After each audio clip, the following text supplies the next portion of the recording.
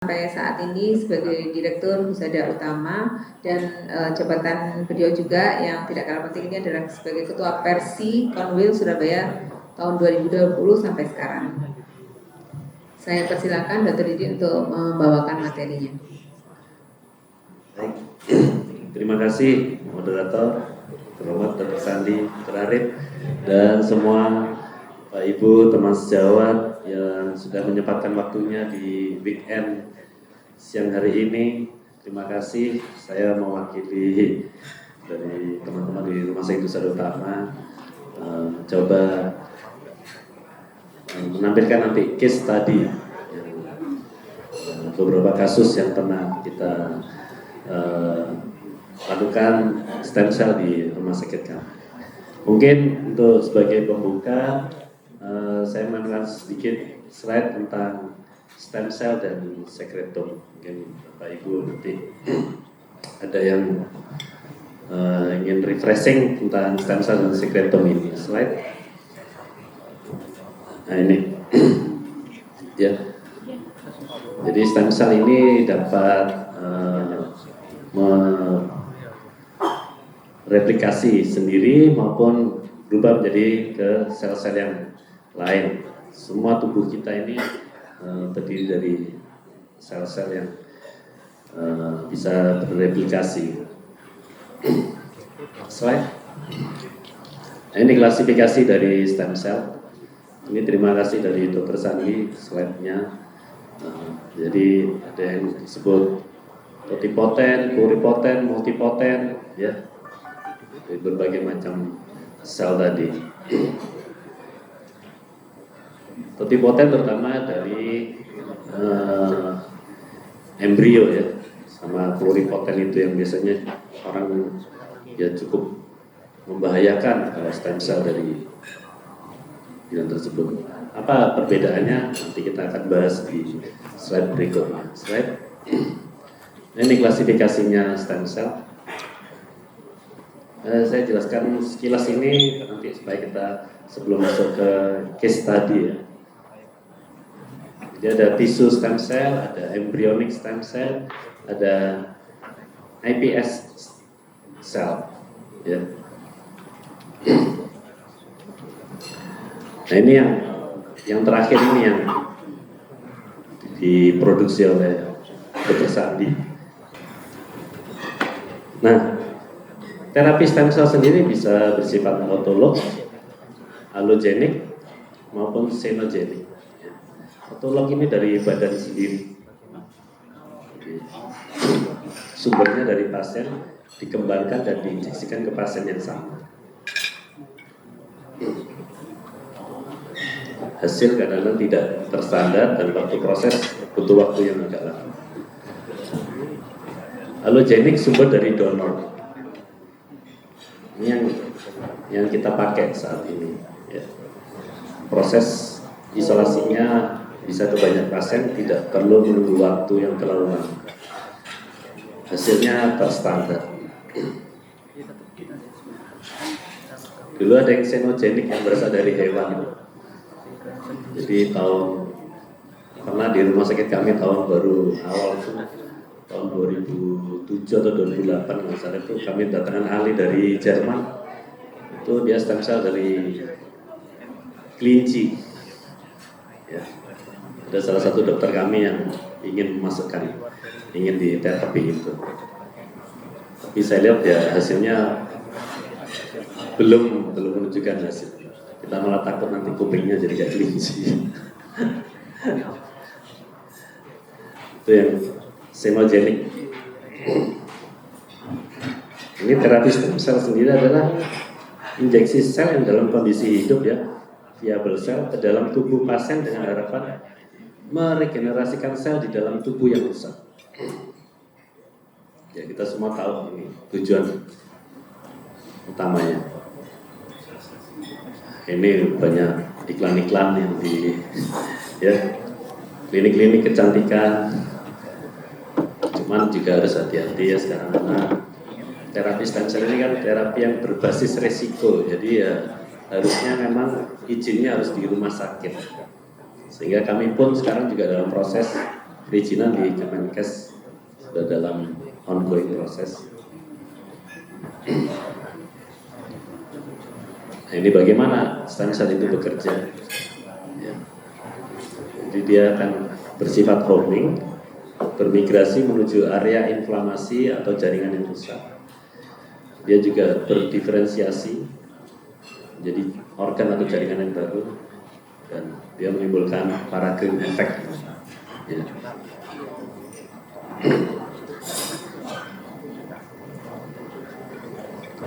Nah, ini tadi yang apa yang sekretom itu tadi. Jadi kalau Dr. Sandi bilang ini produk sampingannya stem cell. Ya, ada sekretom. Jadi kalau orang stem cell juga di maintenance dengan suntikan sekretom. Ya, apa itu? Yaitu molekul zat bioaktif yang disekresikan oleh stem cell, terdiri dari protein larut, sel imun, faktor pertumbuhan, dan asam nukleat. Ini gambarnya dia. Jadi kalau tadi stem cell itu sel hidup, ini bukan. Jadi dia dari zat bioaktif.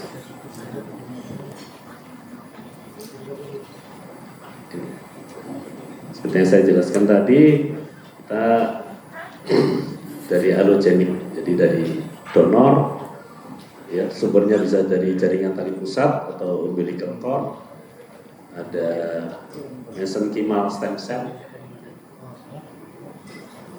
Donornya juga terkualifikasi ya, di screening, nggak ada virus, ada pembawa sel kanker, ya, jadi ada standarnya dari FDA. Screening juga dari bebas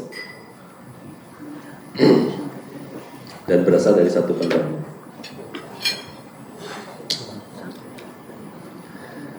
Mengenai regulasi, sudah muncul dari Permenkes tahun 2018 ya.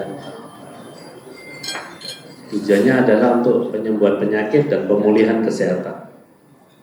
Jadi masih dilarang untuk tujuan reproduksi.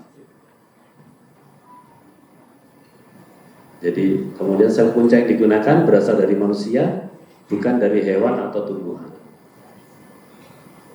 Dan harus informed consent pada pasien.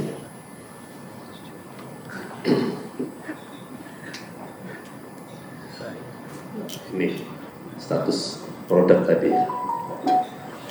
Regulasinya hanya boleh dilakukan di rumah sakit yang sudah ditetapkan oleh pemerintah. Ini sedang diatur oleh pemerintah, jadi kami sudah mengajukan izin karena ini satu layanan berbasis risiko, jadi seperti bayi tabung, dia tidak boleh ada di klinik atau apa, mesti harus menempel pada rumah sakit. Aturan dari Kemenkes. Indikasinya belum menjadi terapi standar untuk penyakit apapun. Dan karena masih dalam penelitian, pasien harus selalu tanda tangan informed consent. Iklan sementara tidak dibolehkan promosi dalam bentuk banner maupun flyer.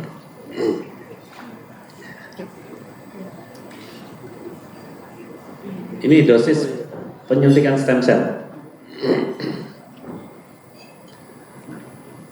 Dosis masih bervariasi dan sesuai indikasi dengan dikonsultasikan pada dokter yang DPJP-nya ya, dokter penanggung jawab. Tapi ada dosis-dosis yang ya, sudah ada beberapa penelitian, misalkan osteoartritis disuntikan 20 juta sel per lutut. Kalau untuk anti-aging atau rejuvenation 500.000 sampai 2 juta sel per kilogram berat badan. Kalau dulu Dr. Sandi bilangnya sama saya 10 juta sel per 10 kilogram berat badan.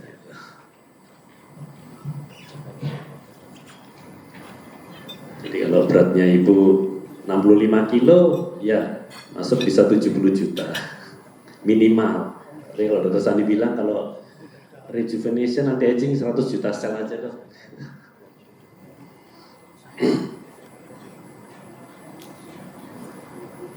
Nah ini teknik implementasi stem cell. Jadi nggak apa ya, bukan sesuatu yang menakutkan gitu ya, karena dia berupa infus saja. Ya. Persiapan ya kurang lebih 1 jam. Pakai siring pump. Nanti termasuk untuk bilasnya juga yang terakhir ya, karena ada beberapa pasien yang masih di terakhir itu kan hanya dibilas biar masuk juga, udah bayar soalnya. Nah ini total waktu kira-kira 1 jam. Jadi biasanya dua bag gitu, 1 bag setengah jam. 1 jam, terkait kalau 200 juta ya bisa 2 jam.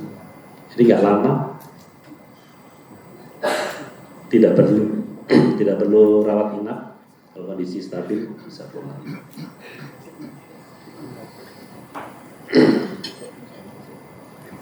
Screening, kita lakukan screening tes seperti ini. Tes darah lengkap, agregasi platelet, tes alergi, sama tumor marker.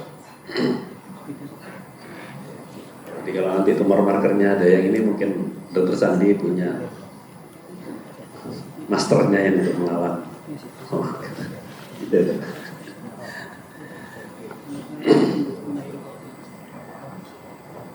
Ini sekilas tentang alur pemesanan ya, kalau pasien gitu. Jadi apa sih yang harus dilakukan? Nggak ribet kok sebenarnya. Tinggal Bapak Ibu mau nentuin kapan stem cell-nya, nanti tinggal konsultasi ke dokter penanggung jawab. Ya. Setuju dilakukan screening test. Idealnya semua ya screening test itu, tumor marker, tes alergi, hormonal, endokrin, dia tahu. Misalkan saya, kadar testosteronnya berapa nih sebelum itu. Nah, kita tahu nanti perbandingannya setelah stem cell bagaimana. Termasuk kalau tumor markernya meningkat, misalkan, orang ini sudah membawa kemungkinan untuk bilik cancer misalkan. Nah, nanti akan kita konsultasikan pada Dr. Sandi yang bisa menyiapkan nanti masternya untuk stem cell ini. Kalau screeningnya udah baik, udah lengkap semua, ya tinggal nentuin waktu kapan. Nanti tinggal disiapkan sama tim dari rumah sakit kami untuk. Ini tadi contoh gambar sekretom ya. Kedolarsanya 12 bulan. Ini zaman COVID kita banyak dipesan nih, Kalbe itu. Suntik pasien-pasien itu. Dulu masih murah, berapa itu? 700 atau 800 ribu gitu. Sekarang 1 juta kalau nggak salah. Sekitar 1 juta ini. Kalau klinik kecantikan ada yang pakai ini. Bisa. Ya, itu tadi sumbernya dari kandungan zat aktifnya adalah seperti yang tertulis ini ya. Dia zat aktif. Jadi dia bukan sel hidup. Ya, dia bisa agak lama kedaluarsa. Jadi ada stromal derivative factor 1, ada vascular endothelial growth factor, fibroblast growth factor, pro-collagen 1, dan keratinocyte growth factor. Kayaknya untuk kulit cukup bagus. Ya, ini kita dari grupnya Dr. Sandi. Kenapa memakai sekretom itu? Ya, kandungan prokolagennya lebih tinggi daripada PRP. Tidak mengandung antibiotik.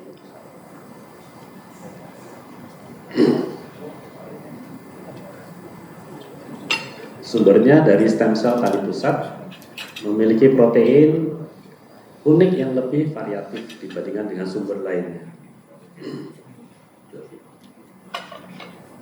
Ini yang biasanya kita pakai untuk maintenance pasien setelah stem cell ya, sekretom ini.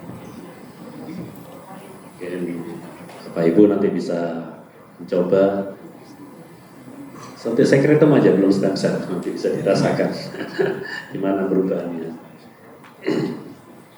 Nah, ini perbandingan stem cell sama sekretum. Ya. Mengandung sel hidup. Kalau ini tidak mengandung sel hidup. Ya. Ini dapat disimpan kayak tadi sampai 12 bulan. Nah, ini tidak dapat disimpan. Makanya kalau stem cell, kalau iya baru Dr. Sandi produksi itu. Malam gitu, kalau saya di Surabaya gini, katanya mulai jam berapa? Jam 8-9 malam itu udah nyiapin proses terus sampai selesai jam 2, jam 3 pagi langsung dibawa ke bandara. Saat pagi ke Surabaya, masuk di tempat kami sekitar jam 9 pagi. Makanya deliverynya harus secara hand carry, tidak boleh beku. Kalau ini boleh beku sekretum ini. Kalau Bapak Ibu stem cell biasanya diberi bonus sekretum sama Dr. Sandi.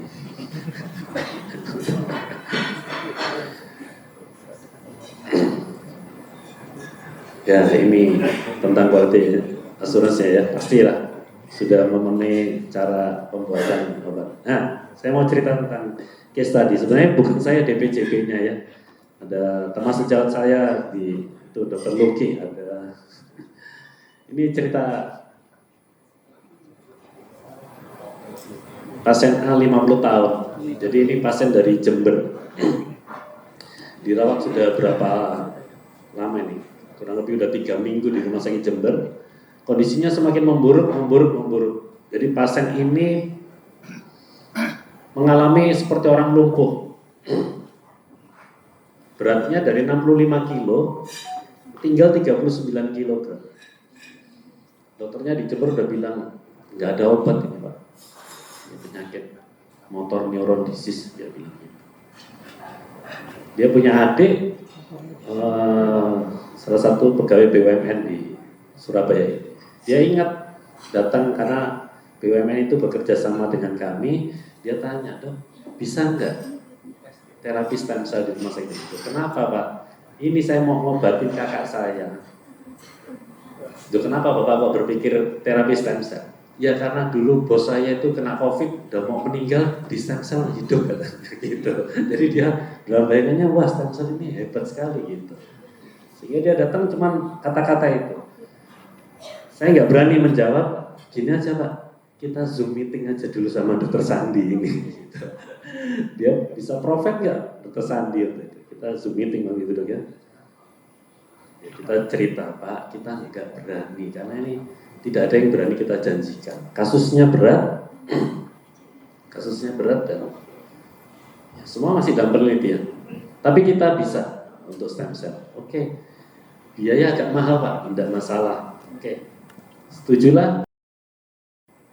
Keluhannya dada lemas, memberat, sudah 1 bulan. Ya. Riwayat diabetes positif, hipertensi ada, rokok berat. Datang GCS 456, lihat nih fotonya nih. Kurus habis dari 65 kilo, dia turun dari 39 kilo. Lain-lain nggak ada, cuma ekstremitas saja, kelemahan keempat anggota tubuh. EMG-nya, kita lakukan EMG, mengarah ke chronic inflammatory demyelinating polyneuropathy. Dokter saraf kami malah bilang, ini kayak kasus GB sih. Jadi progresif katanya. Aduh. Oke. Dari dokter saraf dia bilang CIDP tadi, chronic inflammatory. Kami konsulkan ke dokter paru, pneumonia tidak ada, sudah dilakukan gen expert, mantuk negatif. Dari spesialis rehabilitasi medik, ini tetraparesis tipe LMN. Di-assess sebagai jelas suspek alergi atopi, tetraparesis tipe LMN, kausa CIDP. Tapi gambaran parunya sepertinya ada pneumonia. Nah ini diinjeksi sambil menunggu stem cell-nya tadi. karena perlu persiapan. Kurang lebih udah 3 hari di rumah sakit, diberikan terapi ini. Nah, tanggal 14 datang nih stem cell-nya. Jam 13 masuk 50 juta sel. Setengah jam kemudian yang 50 juta sel. Jadi kita masukkan 100 juta sel.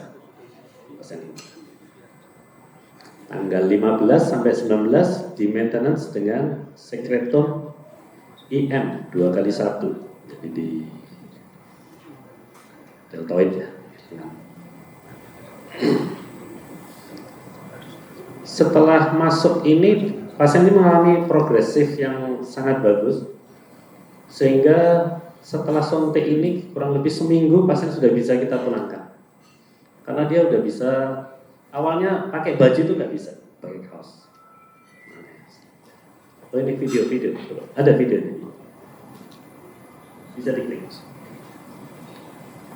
Nah ini udah bisa ngangkat. Ini dia pamer ini udah bisa pakai kaos. Waktu datang nggak bisa, lumpuh.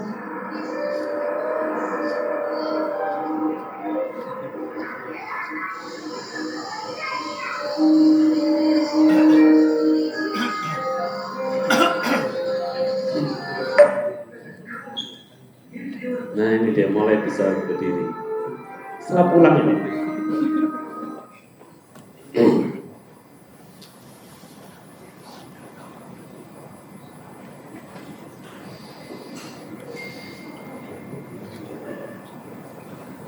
Nah ini 1 bulan nih.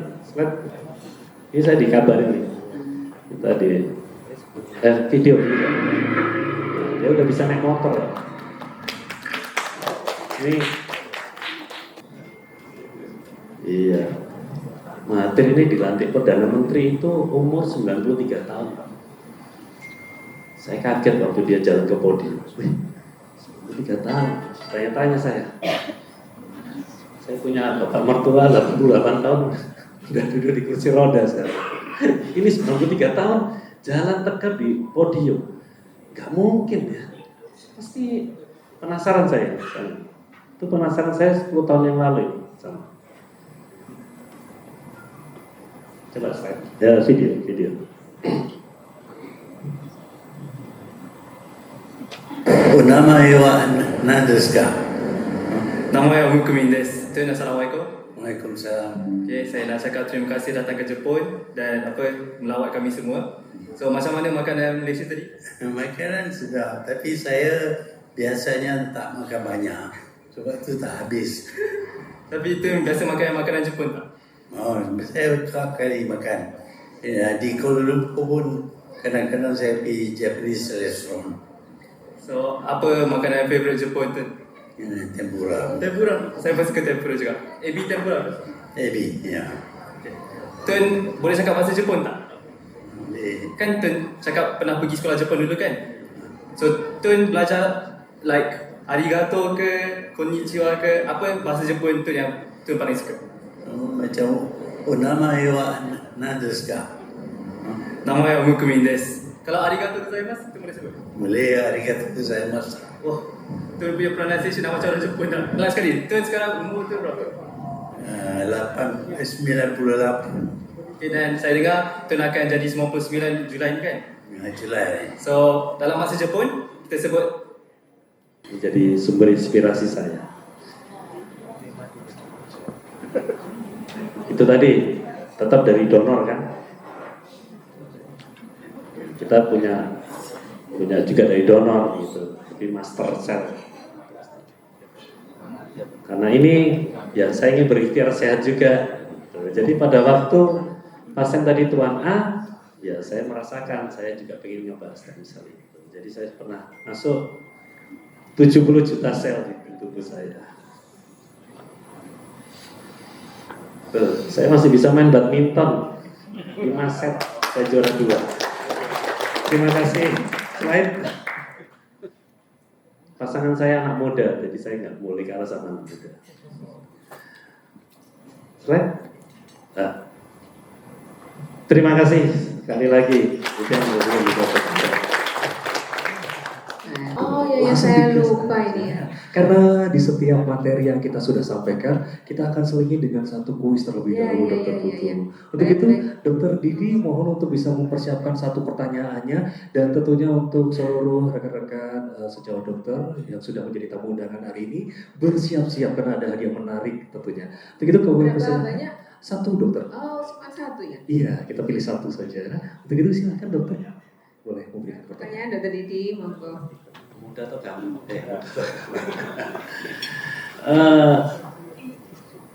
Sebutkan salah satu produk dari stem cell tadi yang juga bermanfaat untuk pelayanan kesehatan. Baik, mungkin bisa coba tangan. Saya melihat yang ada di sini terlebih dahulu. Mario, jawabannya sekreto. Ya benar. Luar biasa sekali. Silakan Pak untuk bisa memberikan hadiahnya. Dan selanjutnya kami silakan Dokter Putu untuk kembali memandu seminar kita berikutnya untuk narasumber yang kedua. Silakan Dokter.